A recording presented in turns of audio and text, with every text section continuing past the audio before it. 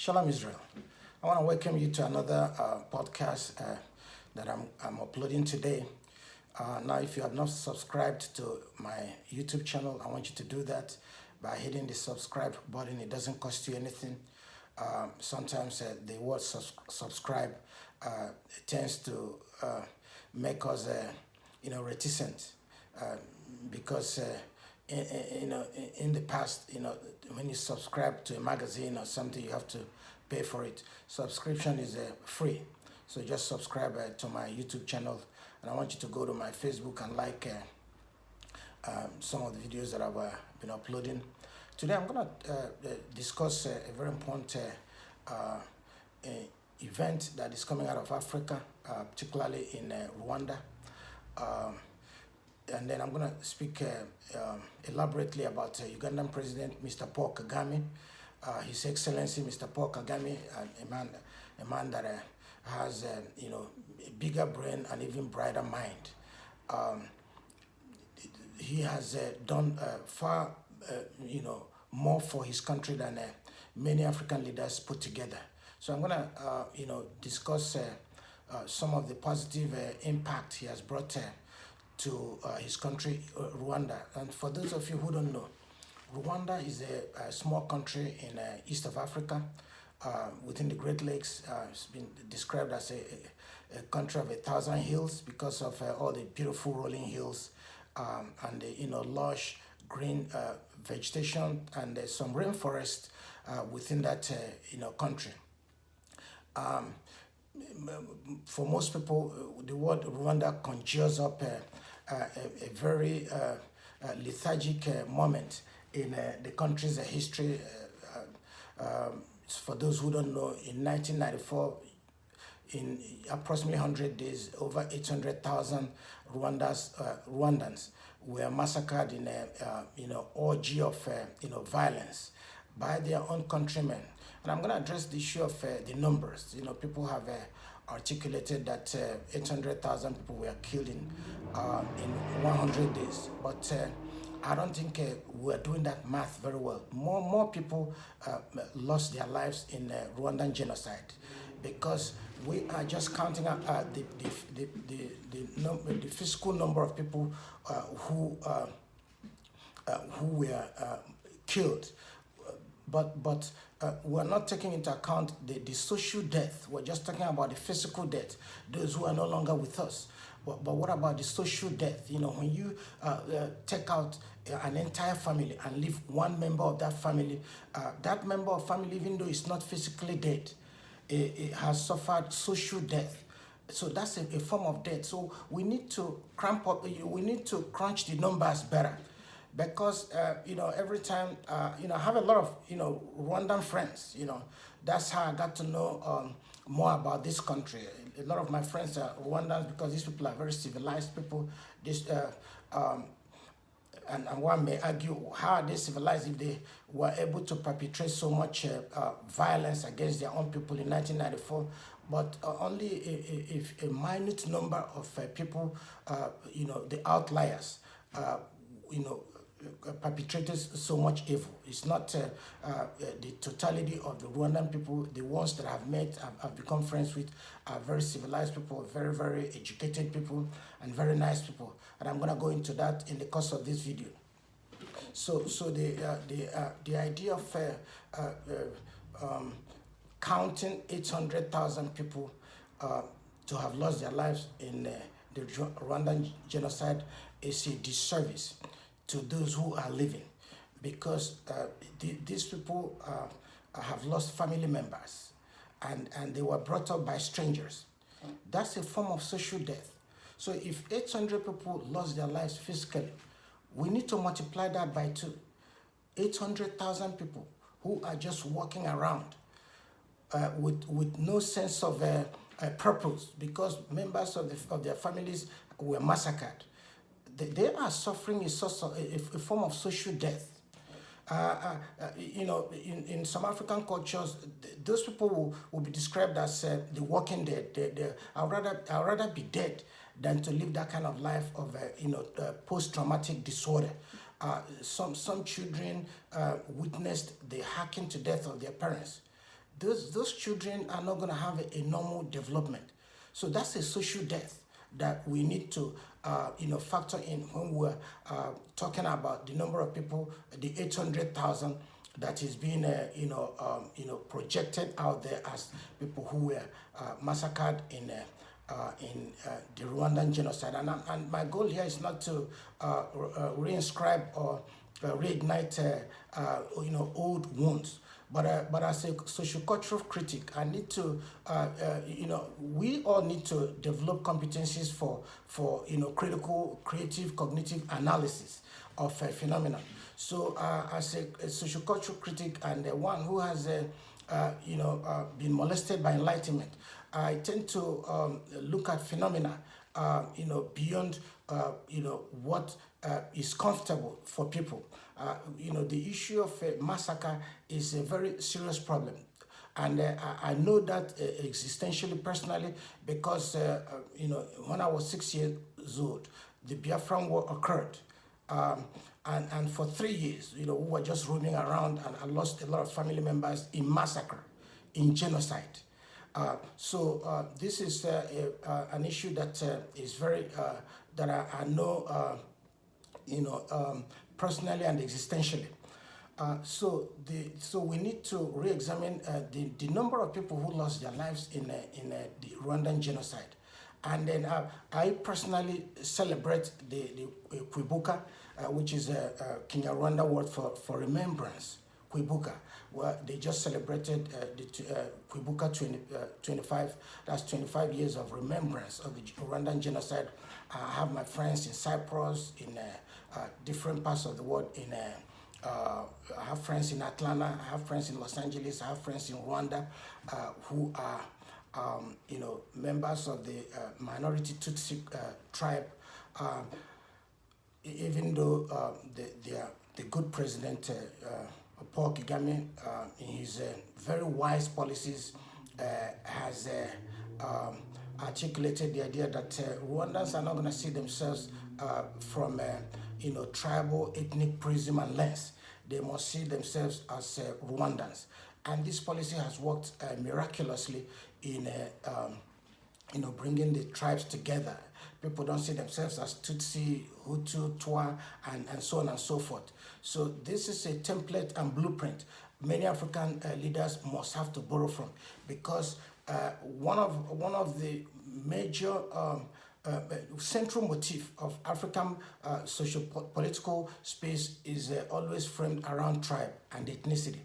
This has not served us well, but because the Rwandan leadership in their wisdom saw this as one of the major problems that has created these incessant, continuous, persistent tribal problems. They have solved this problem once and for all by eliminating the questionnaire, in which people have to identify themselves based on their ethnic background or lineage. General Paul KAGAME is one of the most brilliant African leaders the continent has ever produced. His military genius is just one for the ages. This is a man who had to fight a bush war from Rwanda and then crossed 1,000 hills, even faster than Hannibal crossed the Alps, to capture Kigali and other villages. We need to celebrate that. And then, because of that singular event where he risked the life of his comrades, the life of his family members, to put a stop to the madness of the orgy of killings and genocide that lasted almost 100 days, seeing the massacre of, let me just borrow the numbers that are being, this is not an official number, this is just an estimate, but I've given you my own, projection. We're talking about 800 times 800, so we're talking about 1.6 million people that may have died in the Rwanda, that may have lost their lives, both physically and in terms of social death during the Rwandan genocide. So, so this son of Africa has become an exemplar of how African leaders must evolve. And I do take exception to those who are using all kinds of euphemism particularly the mainstream and social media, operators who have used all kinds of euphemism to describe him. Some have said that he lacks a complicated understanding of democracy. That means he has turned himself into a dictator and things like that. This man is not a dictator. How do I know? Well, when he seized Kigali in 1994, he had an opportunity to install himself president, but he never did. And he served under whatever capacity they gave him as a vice president with no powers. Only after 6 years, in 2000, that he was elected president.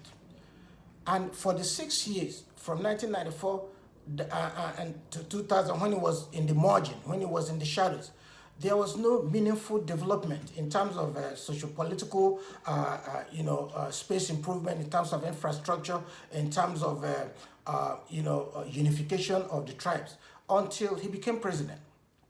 Now, when you go to Kigali and other provinces, the whole of Rwanda is like a big construction site. Every time you turn, there's a building popping up. There's a new road being constructed. There is a hotel. There is a stadium. There is a convention center. There is a secondary school. There's a university. And tourists are pouring into Rwanda. And it is just because of his visionary leadership that all these things have been made possible. I know no African leader who can come out to claim to have accomplished so much in a very short space of time, like President, His Excellency, President Paul Kagame has done. We need to celebrate him. We need to leave him alone. We need to stop castigating him and calling him a non-democratic leader just because his country people are more intelligent than us. Because they have found in him a leader who is going to bring them to a place in history that most African countries can only dream of. Now, they have articulated a vision where Rwanda will be like a middle-income country. Most African countries are not even articulating their economies around, middle income or even a high income earning country, but they have a place. They have put a benchmark, and there's a vision, and they're working toward it. So you cannot have a leader like that, and then you want to place some lethargic limitations to his genius, to some of the visionary award-winning policies that he has been able to articulate with the support of his ministers and members of his cabinet. Now, by looking at some of the road infrastructure, they're very solid. These are roads that will last 30, 40 years. Now, if you go to other countries, they just pour asphalt there, and then they claim they have a constructed 25-kilometer road. But if you look at the road infrastructure, they are very solid. The thickness of the road from the base to the last point, will tell you that the man, has his country's, development and success at heart. He's not just there to amass wealth. And I was reading up a post where they were contributing money, and he said even one of his children who is in the university had to give up his pocket money just to make that contribution. I don't know what project it was, but I'll probably remember it before I finish this video. So this is a son of Africa that we all should be proud of, and we should leave him alone to continue to work for his country. And his country people are very, very brilliant. They already know that they shouldn't be listening to people who are overtly critical, who have been, attempting to demonize, denigrate him for, for his ability to serve. He's serving. He's not an ambitious individual. Otherwise, if he was ambitious, he marched into Kigali in 1994. He would have declared himself president for life, but he didn't do that. He served as vice president for 6 years, and then until his people picked him up as their president. And he has given a good account of himself. I have no problem if a leader has no limit in his term.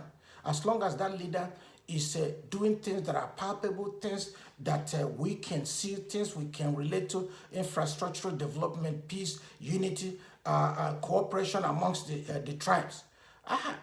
There shouldn't be any term limit. Democracy is subjective. It depends on the location that people are practicing it. In North America, they have their own democratic process, because when you elect a Canadian president for 4 years, that president, I bet you, is going to do a lot in 4 years. But I wish I could say the same about presidents in other countries, like African countries. In 4 years, they're just running around in circle and in cycle. But this man has done a lot that he deserves to be there as long as he wants. Because now we know from the few years he has spent in the presidency, how much work, how much accomplishment he has been able to project in Rwanda. And if you look at his humble, the humble atmosphere from which he operates, even the presidential, structure, it cannot be described as a presidential palace like you see in other countries where they build this opulent, magnificent edifice where they're going to live with their families. He still lives in a bungalow where he receives foreign dignitaries, because his intention, his notion of governance is not about self, but it's for the people and the public. So the idea that people have been overtly critical and people have been demonizing and denigrating and deprecating him for no justifiable reason is something that is problematic too. So he has giving us cause to be proud as Africans, and the best is yet to come. So Ugandans, I'm in support of what you're doing to lift up your president, to support him, give him as many tenures as he wants, because he's not begging anybody to serve, because he has the genius, he has the capacity to provide services for his country. So if you let him leave that presidency, that's your loss. I'm not saying there are no other Rwandans who can do as much, but this man has been tried and tested. African Americans said if he ain't broke, don't fix it. So if something is not broke, why are you gonna fix it? I know a lot of people are gonna criticize me for the position I'm taking, but I'm taking it in the light of what is taking place in the broader African continent, where many of the leaders have been abysmal failure. Not all of them, but a lot of our leaders have not lived up to their billing as leaders. So this particular Rwandan leader has given a good account of himself, and he still has a lot of tricks, to pull in terms of advancing infrastructural services, advancing education. And then talking about education, the man has so much a vision that he is sending Rwandans all over the world to learn different skill sets, to get different degrees in different areas of national endeavor, in engineering, in medicine, in architecture, in politics, in economics. I have met a lot of Rwandans, and one thing about Rwandans is that they are very patriotic. They have a patriotic fervor for their country, and they are nationalistic too.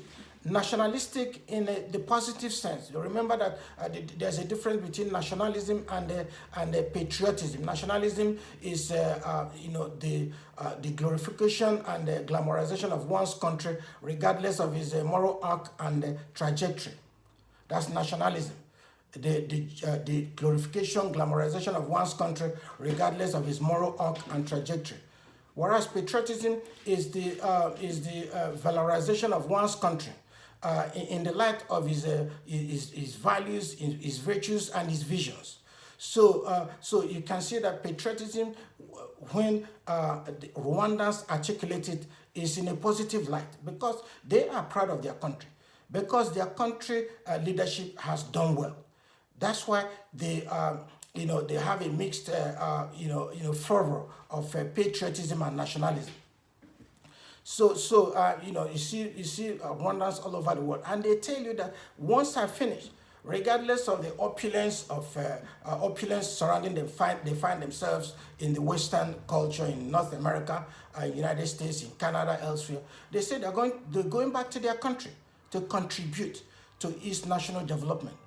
I know no African who gets a visa, to go and study abroad that wants to go back, because in most countries, when you get all these academic and educational and experiential qualifications and go back to your country, you will be wasting your time, because there will be no space for you. The people in leadership are holding those positions for their children who have not even finished high school. They are not going to give you space. They say, oh, well, you were supposed to stay back where you're coming from. But Rwandans are seeing things differently. The Rwandan leadership is ensuring that these people come back to contribute, to leverage on their expertise, on their education, on all their degrees. Personally, I didn't acquire a doctorate degree to show off as a peacock, but I acquired it in order to leverage some of the creative, cognitive, critical thinking skill set that are not just exhausted in speaking the King's English to the Queen's test. But these are some of the competencies I acquired in order to use it to leverage my country's development. But I won't have any space to do that if I have to go back to my country. But Rwandans are a little different. Rwandans, when they finish their degrees, they are enthusiastic to go back to their country, because the leadership has created an atmosphere where they can thrive, where they can leverage their competencies, their academic skill set, where they can contribute meaningfully to national development. But in other countries, it's a little different. That's why people don't want to risk going back, because if they go back, they will be stuck, because there will be no space for them to leverage on those competencies, on those academic skill sets, on those degrees, and on those experiences they have garnered in the Western educational space. So, but Rwandans are going back. If you go to if you go to social media, you're gonna see a lot of Rwandans who are doing very well in Canada, in the United States, in Britain, in all in the Western world, going back to their countries to start a fashion outfit, to start a school, to start a supermarket, to start a real estate business. And all of these in aggregate will help to boost the Rwandan economy, and we can see evidence of that. Tourists are moving in, and Rwanda is a place where you can leave your door open, and then you come back, you still find all your stuff intact. I wish I could say that about different other African countries. Rwandans go out any time in the night without being fearful of or apprehensive of being mobbed or robbed or being attacked, because there is security in Rwanda. And I was just telling one of my friends that when I retire, I want to go start a business in Rwanda. Even though some people have criticized the economy as not being robust enough to support certain businesses, and I beg to disagree. Once businesses are coming to establish, they will in aggregate lift up and leverage the economy so that it can be that middle income economy that the leadership has brilliantly articulated. So the one of the issues of that has bedeviled the African continent is tribalism. Tribalism has no doubt denied legitimacy, validity, and opportunity to exceptionally qualified individuals who cannot claim lineage or heritage to a particular ethnicity, to appropriately, leverage their competencies toward national development. That is one evil that Africa needs to get rid of: tribalism and ethnicity. Because if I'm not from a particular tribe, if I'm not from the tribe of the individual who makes a decision about the application I have tendered to get a job, I don't stand a chance. So some of the infinite possibilities within the socioeconomic space that exist will be denied you because you don't belong to that lineage or that the heritage of the man who is going to make that decision. Rwanda has eliminated that. Bring your competencies, bring your education, bring your skill set. There will be a space. There will be a seat at the table for you in Rwanda, as long as you're a Rwandan. And I know about some Nigerians too who have made contribution to Rwanda, because I was reading about a certain individual who helped establish one of their technical college, I think it's a polytechnic or one of those technology schools. He was a Nigerian professor. So they are, tapping into the infinite, variety of opportunities that exist in other countries, and then they're using the competencies of these people to, boost and bolster their own socioeconomic development. The people are brilliant, and thanks to their leadership. If there is no visionary leadership, these things will not be possible. So leave Paul Kagame, His Excellency President Paul Kagame alone. He is doing what he needs to do in order to make his country a middle-income country. I don't know, is it by 2020 or 2025 or 2030? It doesn't matter. They have the blueprint. They have the vision to make this effective. That's the most important. So it's important for us to, as Africans, to speak about the vision, the values, the virtues that this president, His Excellency President Paul Kagame, is leveraging in his country's socio-economic development, as he has been able to bring peace. Rwanda, if you juxtapose what Rwanda was in the years, in the intervening years, or in the years prior to 1994, and what Rwanda has become in the last 25 years, you're going to see that this is a model. This country has been transformative. This is a radical, reformist, revolutionary leadership that Paul Kagame has brought to his country. There's a lot of activities, in all areas of human endeavor, in tourism, in banking, in transportation, in infrastructure, in education. He is ensuring that no area of economic development is left behind, and all the regions are benefiting from these logies that a combination of tourism, a combination of a sensible economic development. They are using their resources brilliantly. They are using their resources in a sustainable way. And I was just looking at the KAGAME National Park. It's like the Kruger National Park in South Africa, and they're introducing a lot of animal species. And very soon now they're going to have the big five: the elephant, the lion, the tiger, and and the other animals. Very soon now, I think if they have not done that, they're going to bring in the lions, because you can't bring in the lions immediately. Otherwise, they're gonna eat off all the other animals. So once the other animals begin to proliferate, proliferate means they begin to increase in numbers, then they're going to bring in the lions in order to balance out the ecosystem. So these people they have a bigger brain and brighter mind.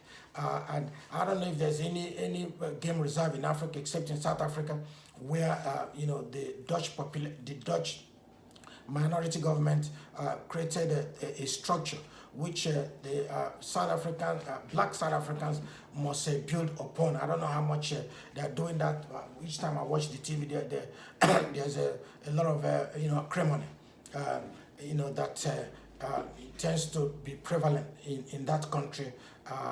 People are just talking down on one another. But I'm going to make a video on South Africa very soon. But the most exciting, extraordinary, remarkable, sustainable development that's going on in Africa now is in Rwanda, a small country that is in east of Africa. They just came out of a very brutal, traumatic genocide in 1994, where, in my own estimation, 1.6 million people lost their lives. I'm talking about those who lost their lives physically and those who lost their lives through social death.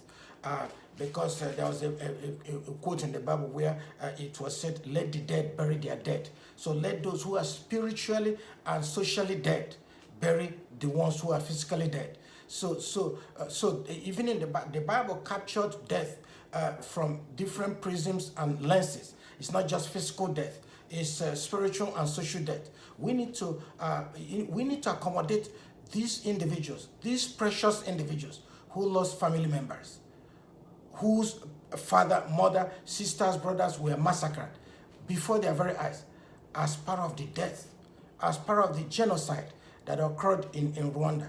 We're not just going to be, it's important to keep alive the memory of those who are no longer with us.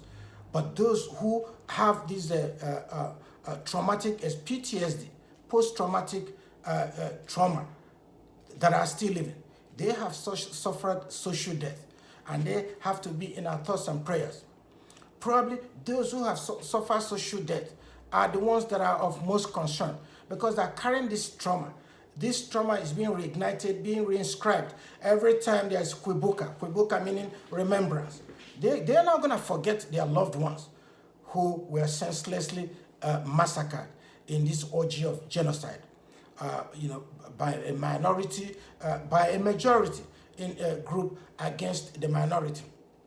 And it's like the Tutsis, and I'm not trying to reinscribe what has already been abandoned, but the Tutsis in Burundi are also facing existential predicament.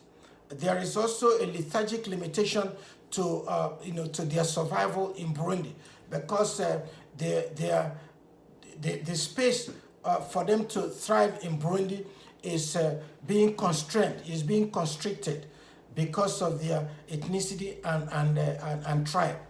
And that's the United States, the United Nations has made it clear that there is a ethnic cleansing in Burundi of the Tutsis, and this is something that we must not allow to repeat itself, because the genocide of 1994 in Rwanda is still very fresh in our minds. I am not from Rwanda. I do have a lot of friends from Rwanda, and I cry when they cry. Their pain is my pain, especially being an African myself. So I've seen members of both the social and mainstream dominant media, being just fundamental, making statements and insinuations that are fundamentally inimical and hostile to the Rwandan leadership, and that the president lacks a complicated understanding of what democracy is. Well, maybe what democracy is in a different location is different from what Rwandans see as democracy. Rwanda is a democratic country. It's not ruled by the military. It's not ruled by a cabal. The man is being re-elected. Every time he goes to vie for election, they return him by 90-something%. You can't beat that. And there is no evidence that the votes are being manipulated. The members of the Congress, the members of Rwandan Parliament came unanimously to dismantle the vestiges of term limit. Because if a president has given a good account of himself, why do you put these lethargic limitations of term limit? That's shortchanging your own democracy. Democracy in the United States or in Canada or in Britain all have their different, different structures. They are not the same. Democracy is not the same around the world. Some have a monarchy with democratically elected government. Some have a president and a prime minister. Others have just a monarchy with no house, with no parliament. So democracy is not practiced, through the same lens and prism all around the world. And anybody who argues that what is prevalent in Rwanda is not democracy is being economical with the truth. This is a classic case of democracy that is framed within the experiences, within the unique experiences of the Rwandan people. If a man who crossed 1,000 hills faster than Hannibal crossed the Alps has been able to bring peace, bring harmony, economic development for 25 years running, why do you want to change him through some arbitrary, term limit structure? It doesn't make sense to me.